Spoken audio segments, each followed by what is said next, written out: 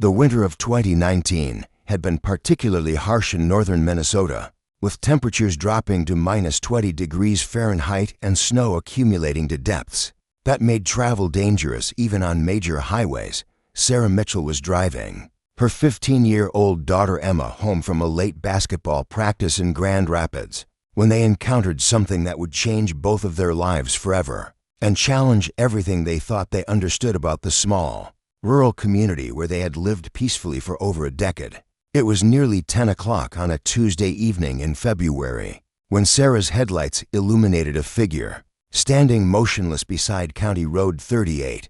a narrow-to-lane highway that wound through dense forests of pine and birch trees that stretched for miles, without any signs of human habitation. The figure appeared to be a man of average height wearing what looked like ordinary clothing. But as Sarah's vehicle approached closer, both she and Emma could see that something was profoundly wrong with the scene unfolding before them. Emma was the first to notice the man's bare feet, which were clearly visible against the pristine white snow that had fallen earlier that evening and now covered the ground to a depth of nearly 8 inches. The sight of someone standing barefoot in sub-freezing temperatures immediately triggered Emma's protective instincts and her intuitive understanding that they were witnessing something dangerous and unnatural that required immediate caution and careful response. "Stop the car.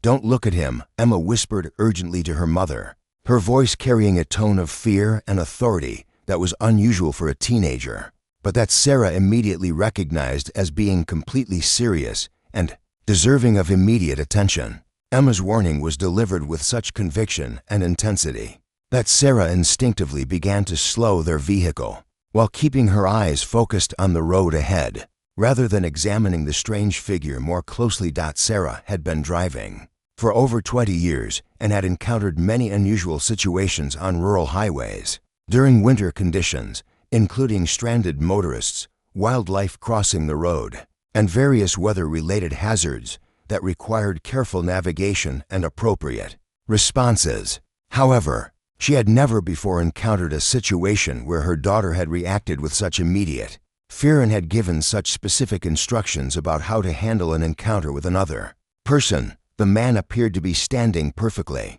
still in a position that suggested he was waiting for something or someone, with his body oriented toward the road in a way that indicated he was aware of approaching traffic and might be expecting vehicles to stop and offer assistance. His posture and positioning seemed deliberate and purposeful rather than indicating distress or confusion that might be expected from someone who was lost or experiencing mechanical problems with a vehicle. As Sarah continued to slow their car and attempted to follow Emma's instruction not to look directly at the man, she found herself struggling with conflicting impulses between her natural desire to help someone who appeared to be in distress and her daughter's urgent warning that suggested the situation was dangerous and required them to avoid contact with the figure. The conflict between humanitarian instincts and protective caution created a tension that made decision-making difficult. Emma's reaction to seeing the barefoot man had been immediate and visceral, as if she had recognized something about the situation that her conscious mind could not fully articulate, but that her intuitive senses understood to be threatening and wrong. Her whispered warning had been delivered with the kind of certainty that comes from deep instinctual knowledge rather than logical analysis, suggesting that her response was based on primitive survival instincts rather than rational evaluation. Sarah noticed that as they approached the figure, the temperature gauge in their car began fluctuating in ways that were unusual for their well-maintained vehicle, and the radio started producing static and interference that had not been present earlier. During their drive home from Grand Rapids, these technical anomalies added to the sense that they were encountering something unusual and potentially dangerous that was affecting their environment in ways that exceeded normal explanation. The man's clothing appeared to be ordinary winter attire that would be appropriate for the cold weather conditions, but his bare feet and motionless posture created a jarring contradiction that suggested either severe mental impairment, medical emergency, or something more unusual and disturbing that required careful consideration before taking any action. that might put Sarah and Emma at risk while traveling alone on an isolated rural highway. Emma continued to watch the figure through the passenger side window, while carefully avoiding direct eye contact, and she noticed that the man did not appear to be shivering or showing other signs of distress. That would be expected from someone who was exposed to life-threatening cold temperatures, while wearing inadequate protection on their feet. His stillness and apparent comfort in the harsh conditions added to the unnaturally disturbing nature of the encounter. As their vehicle passed by the standing figure, Sarah caught a glimpse of the man's face in her peripheral vision and was struck by an expression that seemed neither distressed nor confused, but rather alert and focused in a way that suggested he was fully aware of his surroundings and was deliberately choosing to stand barefoot in the snow for reasons that were not immediately apparent to casual observers. The encounter lasted only a few seconds as Sarah maintained her speed and continued driving past the figure without stopping. But both she and Emma remained silent for several minutes afterward, as they processed what they had witnessed and tried to understand why Emma had reacted with such immediate fear, and why the situation had felt so wrong and threatening despite the apparent harmlessness of a single person standing beside a public road. Emma eventually broke the silence by explaining that she had experienced an overwhelming sense of danger and wrongness when she first saw the man, as if some primitive part of her mind had recognized a threat that her conscious thoughts could not identify or articulate. She described feeling as though looking directly at the figure would have been dangerous in ways that she could not explain, but that she had trusted completely enough to warn her mother immediately. That Sarah found herself agreeing with Emma's assessment that the encounter had been disturbing and unusual, even though she could not rationally explain why a person standing beside a road should have triggered such strong feelings of unease and caution. The combination of the man's bare feet, motionless posture, and apparent comfort in life-threatening cold conditions had created an overall impression that something was fundamentally wrong with the situation. The drive home continued in relative silence as both Sarah and Emma remained preoccupied with thoughts about the strange encounter and questions about what they had witnessed and whether they should report the incident to local authorities who might be able to provide assistance to someone who could be experiencing a medical or mental health emergency that required immediate intervention and professional care. However,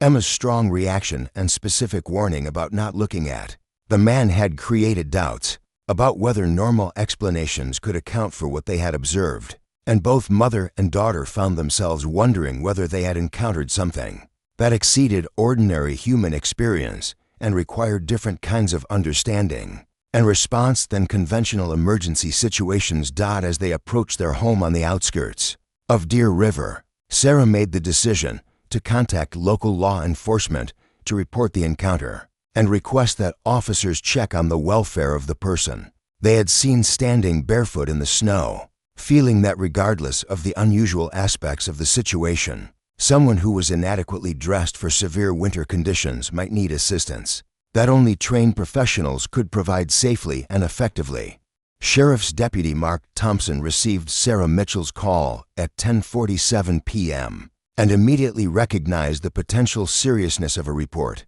involving someone standing barefoot in sub-zero temperatures on a remote rural highway where exposure could be fatal within minutes. Thompson was a 12-year veteran of law enforcement in Itasca County and had responded to numerous cold weather emergencies involving stranded motorists, hunting accidents, and individuals experiencing mental health crises that had put them at risk in dangerous winter conditions. Deputy Thompson dispatched immediately to County Road 38 to search for the individual Sarah Mitchell had described, bringing emergency medical supplies and cold weather rescue equipment that would be necessary if he found someone suffering from hypothermia or other weather-related medical emergencies. The deputy understood that time was critical in cold weather rescue situations, and that delays in providing medical assistance could result in permanent injury or death for someone who was inadequately protected against extreme cold. Upon arriving at the location where Sarah Mitchell had reported seeing the barefoot man, Deputy Thompson conducted a thorough search of the roadside area using powerful spotlights and systematic search patterns that covered both sides of the highway for approximately 1 mile in each direction from the reported sighting location. The search revealed no signs of any person, no footprints in the snow, and no evidence that anyone had been present in the area recently. Thompson's search was particularly puzzling because the fresh snow that had fallen earlier that evening should have preserved clear footprints from anyone who had been walking or standing in the area, especially someone who was barefoot and would have left distinctive impressions in the soft snow. The complete absence of any tracks or signs of human presence was unusual and inconsistent with Sarah Mitchell's detailed report of seeing someone standing motionless beside the road. The deputy expanded his search to include nearby forest areas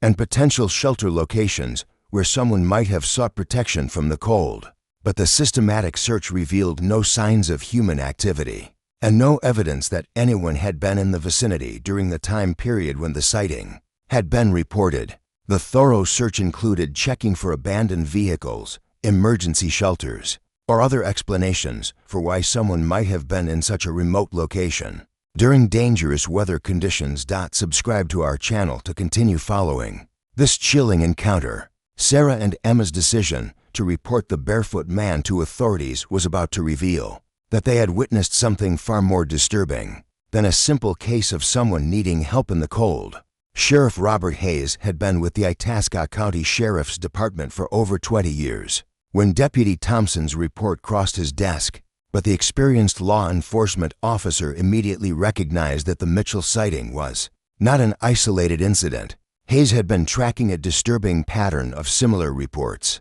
that had been received by his department over the past several months, all involving individuals observed standing motionless in snow-covered areas during extreme cold conditions, while wearing inadequate protection against life-threatening temperatures. The sheriff's review of departmental records revealed that the Mitchell sighting was the fourth report received during the winter of 2019 involving barefoot figures standing in dangerous weather conditions, with all previous reports sharing similar characteristics, including the absence of appropriate footwear, motionless postures that suggested waiting or watching, and the consistent failure of subsequent searches to locate any physical evidence of the reported individuals despite ideal conditions for tracking footprints in fresh snow. The first incident had occurred in December 2018, when a snowplow operator had reported seeing a woman standing in a field wearing only a thin dress and no shoes during a blizzard with temperatures below zero.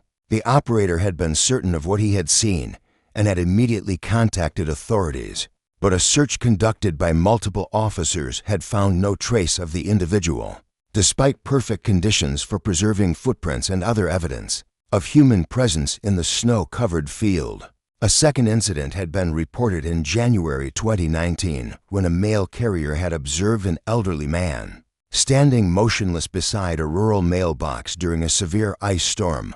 wearing summer clothing and no protective gear against weather conditions that would have been fatal for properly equipped individuals within minutes of exposure. The mail carrier had remained at the location to direct search teams, but despite his detailed description and certainty about the sighting, no evidence had been found that anyone had been present. The third incident had occurred just 2 weeks before the Mitchell encounter, when a school bus driver had reported seeing a teenage boy standing in the middle of a snow-covered field during morning hours when temperatures were approaching minus 30 degrees Fahrenheit. The bus driver had immediately contacted authorities and had waited at the scene to guide search teams, but the intensive search conducted by trained personnel with specialized cold weather equipment had found no trace of the described individual. Sheriff Hayes recognized that the pattern of reports suggested either coordinated hoax activity by multiple unrelated individuals,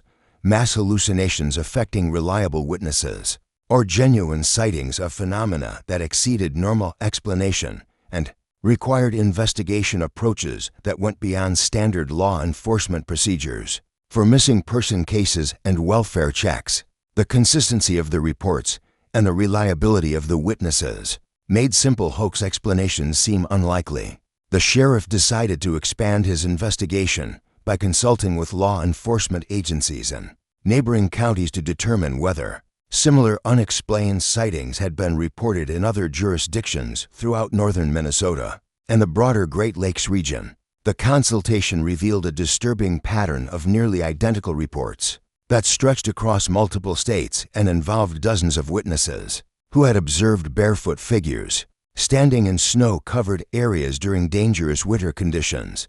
The multi-jurisdictional investigation revealed that similar sightings had been reported in Wisconsin, Michigan, North Dakota, and Manitoba, with all incidents sharing common characteristics including the subject's apparent comfort in extreme cold, their motionless postures that suggested waiting or watching, their inadequate footwear or complete lack of shoes, and the consistent failure of search teams to find any physical evidence that the observed individuals had actually been present at the reported locations. Sheriff Hayes contacted Dr. Margaret Foster, an anthropologist and folklorist from the University of Minnesota Duluth who specialized in unexplained phenomena and cultural interpretations of anomalous events, to provide expert analysis of the sighting reports and to offer insights into possible explanations that might not have been considered by conventional law enforcement investigation approaches. Dr. Foster's expertise in cultural traditions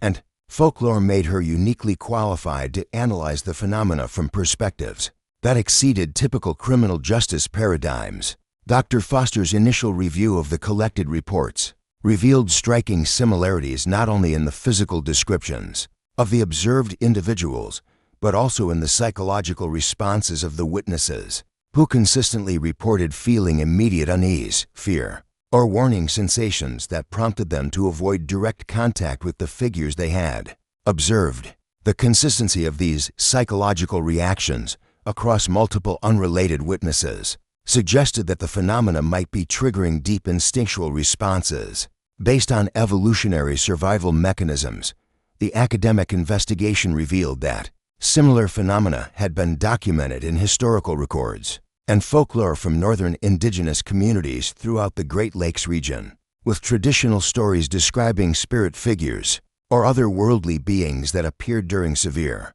winter conditions and that were associated with warnings, death omens, or supernatural events that required careful attention and appropriate protective responses from anyone who encountered them. Dr. Foster's research indicated that Ojibwe and other indigenous cultures had maintained oral traditions for centuries about winter spirits or supernatural beings that appeared during the harshest weather conditions and that were considered dangerous to observe directly or to approach without proper spiritual protection and cultural knowledge. These traditional accounts shared remarkable similarities with the contemporary sightings being reported by modern witnesses who had no knowledge of the historical cultural context. The anthropological investigation revealed that many of the recent sighting locations corresponded to areas that had been considered sacred or spiritually significant by indigenous communities, including places that had been used for winter ceremonies,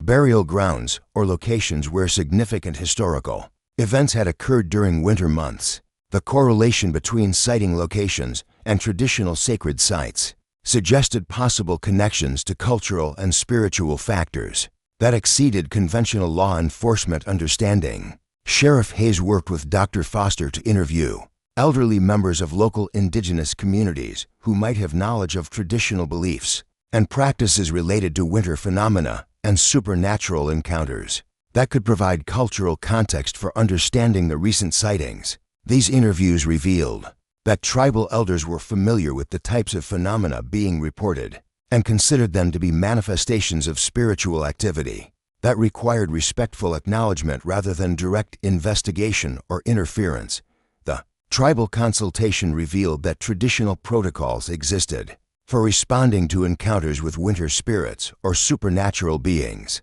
including specific behaviors that were considered safe and appropriate versus actions that were believed to be dangerous or disrespectful. The traditional knowledge included warnings about the dangers of direct eye contact, the importance of not approaching or attempting to communicate with such beings, and the need to perform protective rituals after encounters to prevent negative spiritual consequences. Emma Mitchell's instinctive warning to her mother about not looking directly at the barefoot figure was remarkably consistent with traditional indigenous protocols for safely managing encounters with winter spirits. Despite Emma having no conscious knowledge of these cultural practices or beliefs, the consistency between Emma's intuitive response and traditional protective behaviors suggested that some aspects of the encounter might have triggered deep genetic or cultural memories that existed below the level of conscious awareness. Environmental scientists who joined the investigation discovered that several of the sighting locations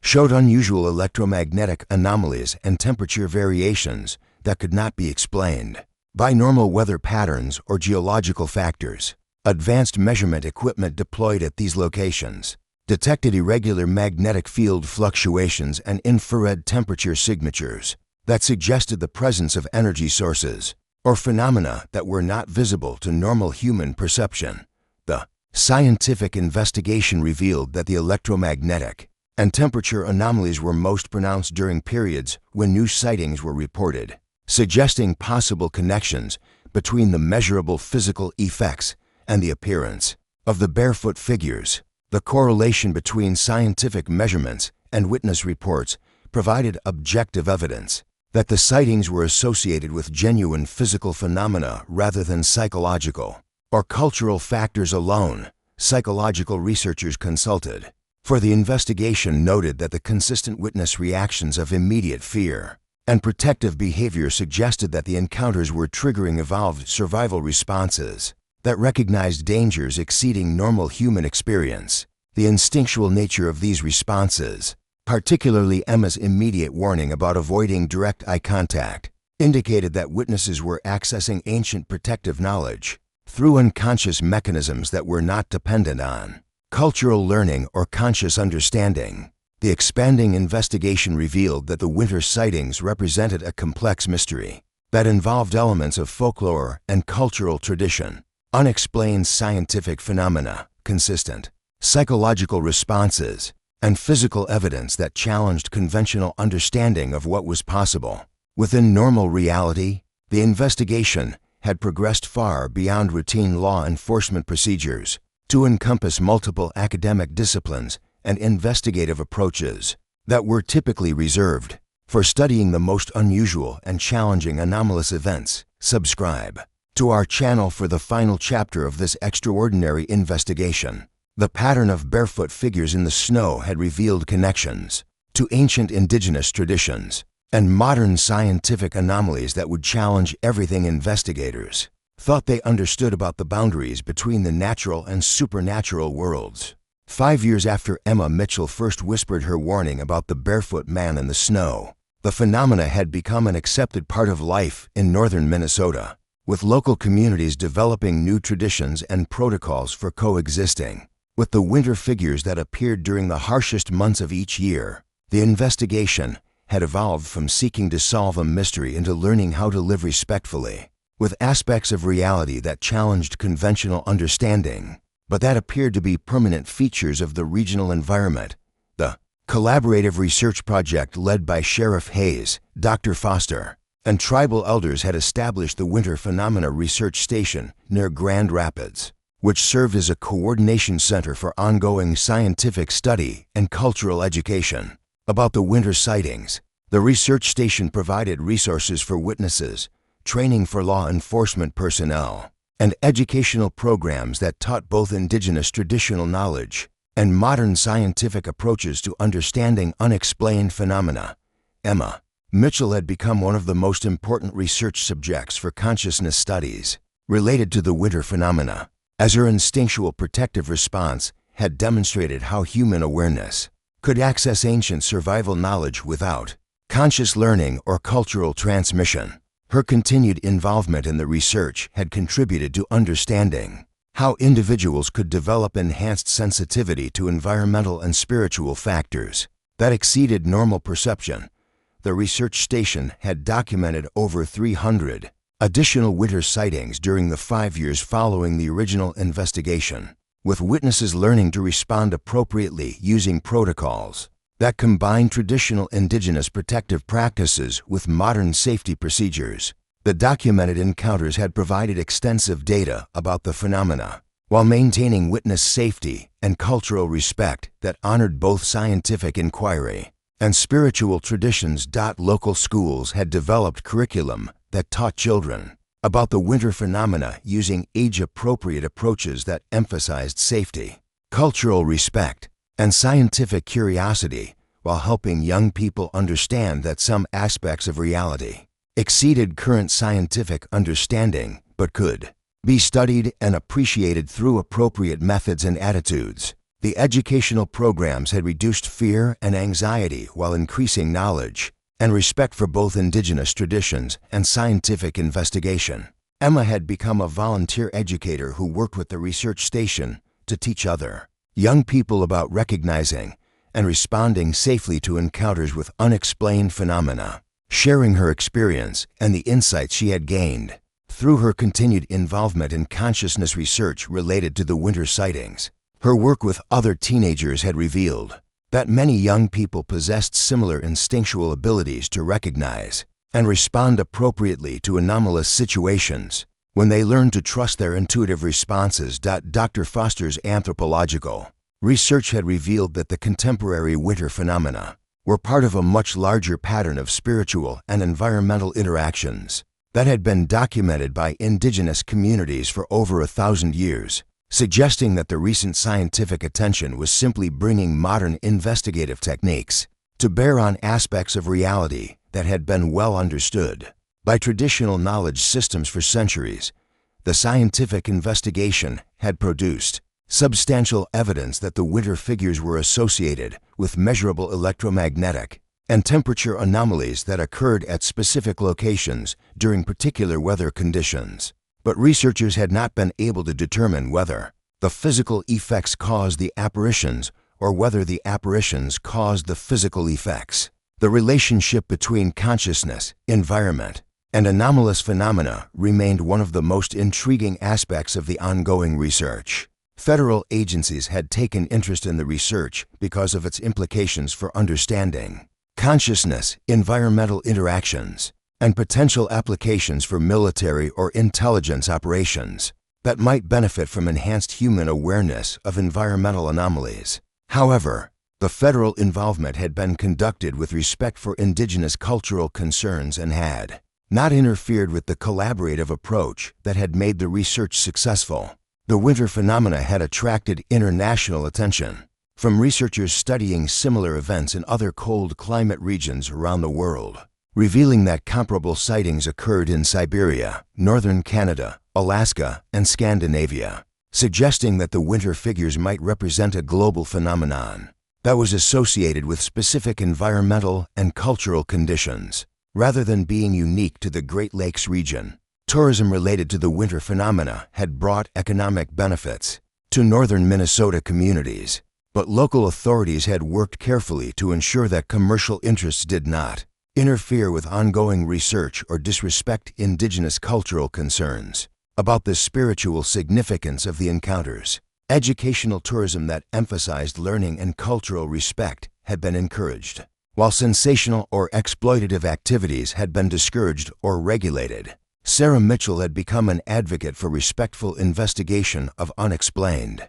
phenomena and had worked with other witnesses to establish support networks that helped people process encounters with anomalous events while contributing to scientific understanding through careful documentation and appropriate research participation. Her experience had demonstrated how ordinary citizens could contribute meaningfully to understanding mysteries that challenged conventional knowledge. The research station had developed protocols that allowed for continued scientific study of the winter phenomena while maintaining the safety and cultural sensitivity that had been essential for building trust between researchers, indigenous communities, and local residents. The protocols had become models for investigating other unexplained phenomena and had influenced how researchers approached similar mysteries in other locations around the world. Law enforcement agencies throughout the region had adopted new procedures for responding to reports of anomalous sightings that emphasized witness safety, cultural sensitivity, and appropriate coordination with research institutions and indigenous communities. The procedures had improved law enforcement effectiveness while reducing conflicts between scientific investigation and cultural concerns about spiritual phenomena. Emma's continued involvement in consciousness research had revealed that her instinctual, protective response to the winter figure was part of a broader pattern of enhanced environmental awareness that could be developed through appropriate training and practice. Her work with researchers had contributed to understanding how human consciousness could interface with environmental and spiritual factors in ways that provided practical benefits for safety and survival. The winter phenomena research had also contributed to broader scientific understanding of consciousness, environmental interactions, and the relationship between human awareness and physical reality, with implications that extended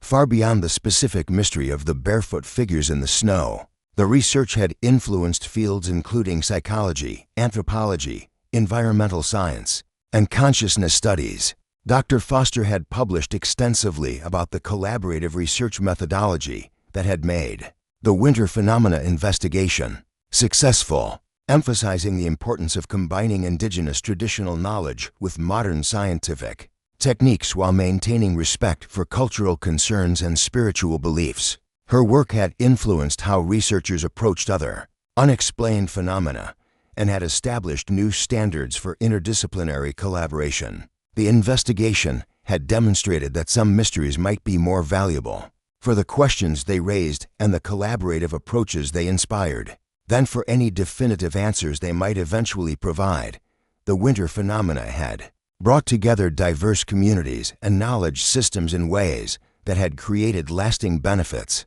for scientific understanding, cultural preservation, and community cooperation. 10 years after the original encounter, Emma Mitchell was completing graduate studies in consciousness research while continuing her work with the Winter Phenomena Research Station. As both a research subject and a community educator, her experience had shaped her career path and had provided her with unique insights into the relationship between human awareness and environmental mysteries that exceeded conventional scientific understanding. The barefoot figures continued to appear during the harshest winter conditions, serving as reminders that reality contained aspects that challenged human understanding, but that could be approached with respect, curiosity, and appropriate caution. The phenomena had become part of the cultural landscape of northern Minnesota, representing the successful integration of ancient wisdom and modern knowledge in understanding mysteries that connected human consciousness to the natural and spiritual worlds. The winter sightings had proven that some encounters with the unknown were best approached, not with the goal of complete explanation or control, but with respect for mystery itself and appreciation for the ways that unexplained phenomena could enrich human understanding of the complex relationships between consciousness, culture, environment, and the infinite possibilities that existed beyond the boundaries of conventional knowledge and experience. Subscribe to our channel for more incredible stories of unexplained phenomena that challenge our understanding of reality while demonstrating the power of respectful collaboration between different knowledge systems and communities in approaching the mysteries that surround us in our daily lives.